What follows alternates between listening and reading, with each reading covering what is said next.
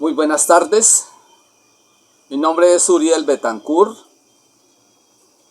y les estoy dando la bienvenida al canal Así está escrito. Bien, terminamos una serie sobre las batallas del Apocalipsis y sobre la guerra del Armagedón. Como ya algunos de ustedes lo sabrán, fueron 6 capítulos. Siempre les he hecho énfasis que quien quiera entender esa profecía debe tomar los capítulos que están en su orden del 1 al 6. Hoy comenzaremos a estudiar otra profecía del Apocalipsis que se llama la guerra de Gog y Magog.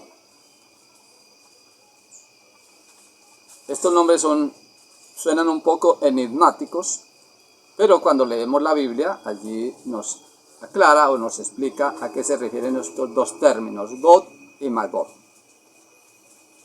La palabra Gog se refiere a un personaje. No digo persona porque no es de carne y hueso como nosotros, sino un espíritu, pero que tiene características de persona. Por eso digo personaje.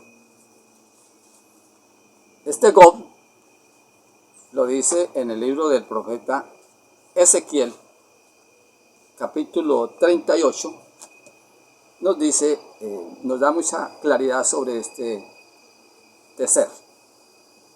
Dice así la Biblia en el capítulo 38, versículos 2 y 3. Hijo de hombre, pon tu rostro contra Gog, en tierra de Magog, príncipe soberano de Mesé y Tubal, y profetiza contra él. Y di, así ha dicho Jehová el Señor, he aquí yo estoy contra ti, Gog, príncipe soberano de Mesé y Tubal. Como ustedes lo ven aquí, el profeta Ezequiel dice que este Gog es un príncipe. Es un príncipe que gobierna sobre ciertas tierras. Hablando de Magog, por ejemplo, que es el segundo término que hace alusión a esta guerra, dice la Biblia lo siguiente. Vuelvo y leo el mismo versículo para que ya no hablemos de Gog, sino de Magog. Hijo de hombre, pon tu rostro contra Gog en tierra de Magog. Pareciera dar a entender que este Gog, este personaje, su tierra o su lugar de residencia fuese este lugar de Magog. Magog hace referencia más o menos a un pueblo o a una nación o a una familia que habita en ese lugar. Dice que este Gog es príncipe soberano también de otros lugares, Mesé y Tubal. Y en otras partes de la Biblia dice que también sobre una familia que se llama la familia de Togarma. Una cosa importante es que cuando leemos la Biblia encontramos que estos nombres corresponden al nombre de los hijos de Jafet. Jafet fue el hijo de Noé, uno de los hijos de Noé. Noé tuvo 3 hijos y este era uno de ellos. Y todos estos nombres corresponden a los hijos de Jafet. Pareciera que de la descendencia de Jafet es donde salió la gente más enemiga o contraria a Dios. Eso es lo que la Biblia deja entrever. El Señor Jesús habló de este príncipe. Creo que se está refiriendo al mismo príncipe. Yo entiendo que este personaje corresponde a Luzbel, o sea, a Satanás. Hay varias razones bíblicas, hoy no puedo explicárselas, pero quizá en otra ocasión las aclararemos más. Pero yo estoy convencido de que se refiere a Satanás. Jesús dice aquí, hablando también de un príncipe, creo exactamente que es el mismo príncipe, dice en San Juan 12:31, dice, ahora es el juicio de este mundo. Ahora el príncipe de este mundo será echado fuera. Ustedes lo ven, el Señor no usa nombre sino que le da el título, príncipe. Es el príncipe de este mundo, este señor God, pues, según Ezequiel. Ahora bien, en el libro de San Juan, en el mismo Evangelio según San Juan, capítulo 14, versículo 30, vuelve el Señor Jesús a hablar sobre este personaje. Dice así: no hablaré ya más mucho con vosotros, porque viene el príncipe de este mundo y él nada tiene en mí. Como ustedes saben por los evangelios, Satanás estuvo hostigando a Jesús todo el tiempo que estuvo aquí en la tierra. El ministerio de Jesús estuvo plagado de gente detrás de él, tratando de acusarlo o de hacerle caer en alguna trampa, lo que hablaba. Todos ellos hostigados o instigados por Satanás. Satanás siempre trató de estorbar la obra del Señor Jesús cuando vino a salvar la humanidad. Yo creo mucho en que God es Satanás porque God en lenguaje sumerio y en lenguaje acadio tiene unos significados que son característicos de este señor, de este ángel caído. En estas lenguas el título de God, uno de ellos es jefe. Si estudiamos la Biblia encontramos que exactamente eso es Satanás, un jefe. Cuando fue creado para que él fuera el que dirigiera las huestes celestiales. Él era el jefe de todos los ángeles, ya en el cielo.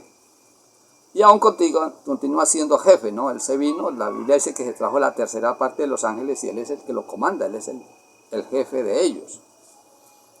Otro título que le da en estas lenguas antiguas a God es exaltado. Como ustedes saben, la rebelión el pecado de Luzbel o de Satanás en el cielo fue que se quiso exaltarse por encima de Dios, entonces se acomoda muy bien. Otra interpretación, o más bien otro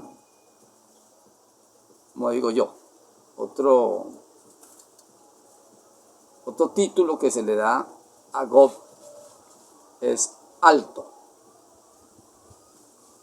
¿Sí?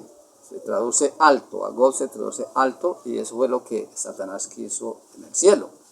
Quiso ser más alto que Dios. Pero quizá el que más se acomoda de estos significados del nombre God es soberbio. Eso es exactamente Satanás, un soberbio. Y esa soberbia se la ha pasado a los hombres, tristemente. Por eso el Señor dice que Él va a destruir a los soberbios. El Señor no quiere a los soberbios, y la verdad es que los soberbios son personas indeseables, porque su actuar es repugnante para aquellas personas que quieren hacer las cosas bien. Bien, Magó, Mesed, Tubal y Togarma corresponde a unas razas de gente que viven en el oriente y en el norte del mundo. El profeta Daniel dice que viven en el norte. El profeta Ezequiel dice que viven en el norte. Y el Apocalipsis dice que viven en el oriente. Daniel también dice que viven en el oriente.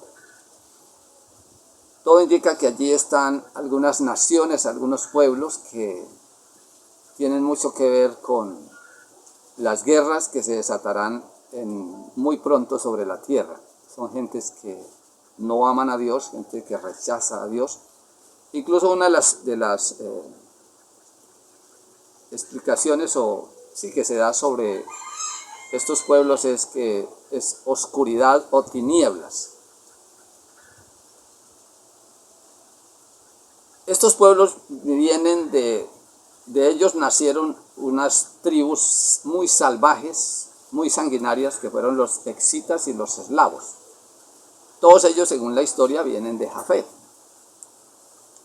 Los excitas y los eslavos. Los excitas fueron los primeros mercenarios que hubo en la tierra. Estos muchas naciones de la antigüedad contrataban a los excitas cuando estaban en guerra, porque eran muy sanguinarios, eran muy valientes, muy soberbios, e igualmente muy sanguinarios.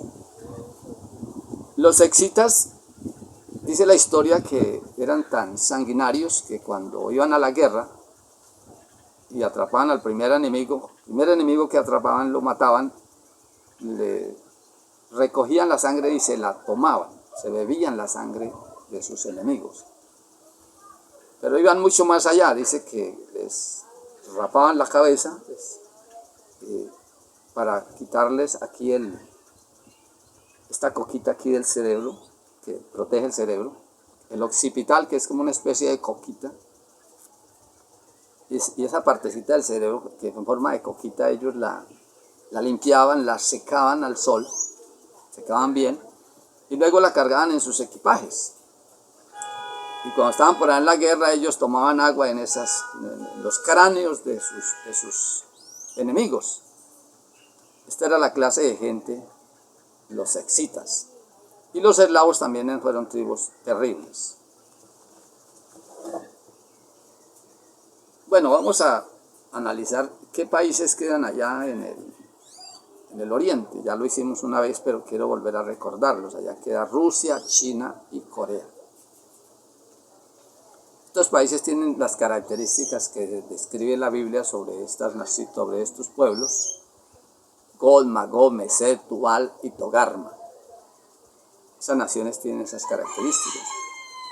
Sí, yo nunca hubiese querido nacer ni en China, ni en Rusia, ni en Corea, que son países donde operan las dictaduras, donde las democracias no prosperan, donde no hay libertad, donde la gente vive, son esclavos prácticamente allí de esos regímenes que son muy canallas, muy crueles. Veamos, por ejemplo, la guerra que le está haciendo Rusia a Ucrania. Es una guerra muy cruel. Bueno, la guerra de Gog y Magog, ¿en qué tiempo va a ser? Los personajes centrales o los nombres principales aquí ya los acabamos de enumerar, pero quisiéramos saber en qué tiempo va a ser esa guerra de Gog y Magog. Ya estudiamos sobre Armagedón y sabemos en qué tiempo viene. La última parte de la guerra del Armagedón les explicaba que esta guerra va a ser en la sexta plaga, o sea, justo antes de que Cristo venga, va a ser esa guerra del Armagedón. Y también les explicaba la situación en que va a quedar el mundo después de esa guerra, ¿no? Bueno, que lo recordemos, ¿no? Dice en el libro del profeta Jeremías, vamos al profeta Jeremías, capítulo 4, aquí estudiábamos sobre cómo va a quedar la tierra después de esa guerra del Armagedón. Le estoy citando la guerra del Armagedón porque la guerra del Armagedón, más bien la guerra de Gog y Magog es un complemento a la guerra del Armagedón. En tiempos modernos ha habido dos guerras. La Primera Guerra Mundial en 1914 y la guerra del 40, que fue la Segunda Guerra Mundial. La Segunda Guerra Mundial, la causa de la Segunda Guerra Mundial fue la Primera Guerra Mundial. La Primera Guerra Mundial, llevó a una guerra que fue la Segunda Guerra Mundial. Y en este caso la guerra del Armagedón va a llevar también consecuencias que permitirán que se dé la guerra de Gog y Magog. ¿Cómo quedará la tierra después del Armagedón? Dice la Biblia en el libro del profeta Jeremías, capítulo 4, versículo 23, dice: miré a la tierra y aquí que estaba asolada y vacía, y a los cielos y no había en ellos luz. Miré a los montes y aquí que temblaban, y todos los collados fueron destruidos. Miré y no había hombre, y todas las aves del cielo se habían ido. Miré aquí que el campo fértil era un desierto, y todas sus ciudades eran asoladas delante de Jehová, delante del ardor de su ira. Entonces aquí habla la condición en que va a quedar la tierra después de la guerra del Armagedón. Pero aquí hay una explicación aún más cruda sobre lo que va a pasar durante la guerra, o sea, los efectos de la guerra del Armagedón. Aquí en el libro Profeta Jeremías, capítulo 25, versículo 33, dice algo aún como más traumático. Dice así: y yacerán los muertos de Jehová en aquel día, desde un extremo de la tierra hasta el otro. No se endecharán, ni recogerán, ni serán enterrados. Como estiércol quedarán sobre la faz de la tierra. Oiga, todos los muertos van a quedar, o sea, el mundo va a quedar cubierto de muertos. Y esos muertos nadie habrá para llorarlos, porque todos están muertos. Y dice que quedarán como estiércol. Yo leyendo esa palabra me pareció como repugnante, como lo que dice. Y la busqué en varias Biblias, en varias versiones, y todas dicen lo mismo. O sea, exactamente, eso va a entender que en el original dice así: los muertos, después de la guerra del Armagedón, van a quedar botados sobre la tierra como estiércol, que nadie se va a fijar en ellos.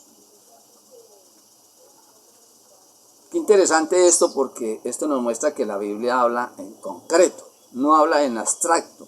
Algunos piensan que el Apocalipsis son unas alegorías ahí extrañas y raras. No, es un libro que cuando nosotros lo entendemos, él nos da unos mensajes muy serios, muy claros, de tal manera que podemos entenderlos, porque así va a acontecer.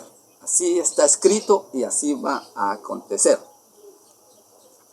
Ahora bien, vamos a leer en otro libro de la Biblia que nos ayuda a entender más la situación que se va a vivir en aquellos tiempos. Dice así, aquí en el libro del profeta Isaías, capítulo 24, versículo 20 al 22. Dice así la palabra del Señor: y serán amontonados como se amontonan los... voy a leer desde el más atrás, del versículo 21, dice, temblará la tierra como un ebrio. Esto va a ser durante la guerra del Armagedón. Será la primera guerra. Temblará la tierra como un ebrio, o sea, un borracho. Y será removida como una choza, y se agravará sobre ella su pecado, y caerá y nunca más se levantará. Dice que se agravará sobre ellas su pecado. Hace poco escuché a alguien que hablaba por la radio, uno de los columnistas de de las emisoras más oídas en Colombia, y decía que al pecado le habían dado cédula de ciudadanía. Con eso estaba diciendo que ya el pecado había permeado todo, y que ya nadie se alarmaba por el pecado. O sea, todo se ha hecho normal en este mundo, y eso es lo que dice la Biblia, que por eso es que el Señor va a mandar estas guerras, por eso es que el Señor va a acabar con todo este orden de cosas. Dice, se agravará sobre ella su pecado y caerá y nunca más se levantará. Acontecerá en aquel día que Jehová castigará al ejército de los cielos en lo alto y a los reyes de la tierra sobre la tierra. Y serán amontonados como se amontonan los encarcelados en mazmorra, y en prisión quedarán encerrados, y serán castigados después de muchos días. Me parece muy interesante este tema, porque habla de que eso es un complemento a lo que nos dice el profeta Jeremías. Que dice que los muertos quedarán como estiércol sobre la haz de la tierra. Y aquí dice es que quedarán allí como encarcelados, como en una mazmorra, ¿sí? Una mazmorra es un lugar oscuro, profundo, frío. Bueno, quiero decirles que así va a quedar la tierra. El mismo profeta Jeremías nos da luz sobre esto. Pero aquí el profeta Isaías nos lo habla como un poco más crudo, ¿no? Con más claridad, ¿no? La tierra va a quedar como una mazmorra. Allí va a quedar sin luz, un lugar húmedo, al no haber sol, pues lo que hay es humedad, lo que es todo está frío. Dice que todos los muertos quedarán allí como encarcelados. Todos muertos, solamente va a haber uno que va a estar vivo, y ese va a estar recorriendo por encima de todos esos muertos durante todo el tiempo que va a estar allí confinado.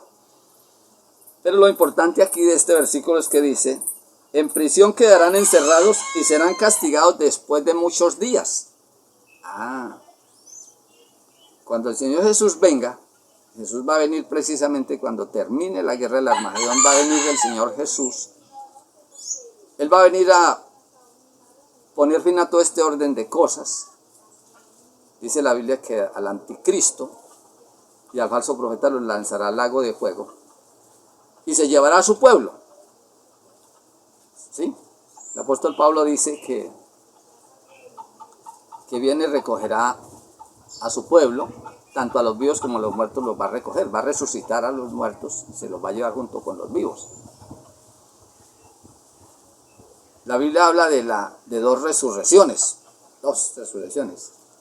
Y dice: bienaventurado y santo el que tenga parte en la primera resurrección. ¿Sí? Esto ya la segunda muerte no tendrá potestad sobre esto. Pero estos otros muertos que van a quedar allí van a ser castigados después de muchos días. Estos textos nos enlazan con otros de la Biblia que nos van a mostrar exactamente en qué tiempo va a ser la batalla de Gog y de Magog. Bueno, esperamos que esta serie les traiga algún conocimiento importante para que nos demos cuenta de lo que nos depara el futuro. También para que nos demos cuenta cuál es el amor de Dios para con nosotros, que nos está haciendo llamados para ver si nosotros no sufriremos, para que no suframos esas consecuencias que van a sufrir todos aquellos que van a estar allí siendo destruidos en el día final, en estas dos guerras que van a acontecer. No vayamos a sufrir las consecuencias de estas dos guerras. Si les gusta nuestro programa, quisiera que le dieran clic allí. Queremos que nos sigan acompañando. Nosotros seguiremos estudiando la palabra y transmitiéndolas a través de este medio.